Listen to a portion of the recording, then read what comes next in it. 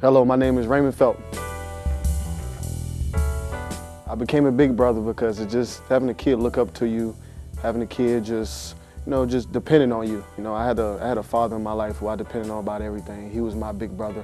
I grew up with 2 older sisters, so my father was my brother.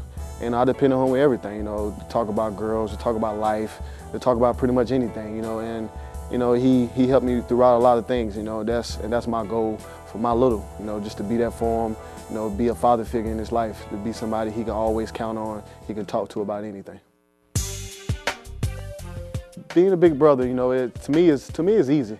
Just giving time to a young one who needs your help. And I'm always on the road, I'm traveling, but me and my little have understanding that he can text me, he can call me whenever, even if we don't get a chance to see each other as much as other littles and other bigs, he can call me whenever, and we can have a conversation. Sometimes that helps more than just seeing a person.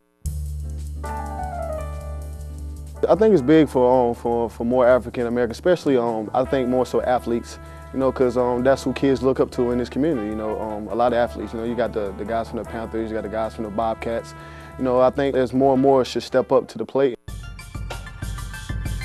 My time with Ricky, when I first was assigned to Ricky, it was a situation where I was kind of nervous going into it. I was excited, and I wanted to do it, but I was nervous, just never being a big brother. But I think it's the best thing that happened to me in my life.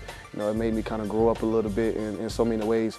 I think, a lot of athletes, not just athletes, a lot of African American males and females, I think, should step up to the plate, just to come out, help the kids out in the community. I think it's like 500 kids that's on the waiting list, so, you should just step up to the plate and come out, and it's a beautiful thing. I've been a part of it for 3 years now, and I've enjoyed it for the last 3 years, and I'm gonna continue to enjoy it, and I'm gonna continue to support my little and be there for him whenever he needs me.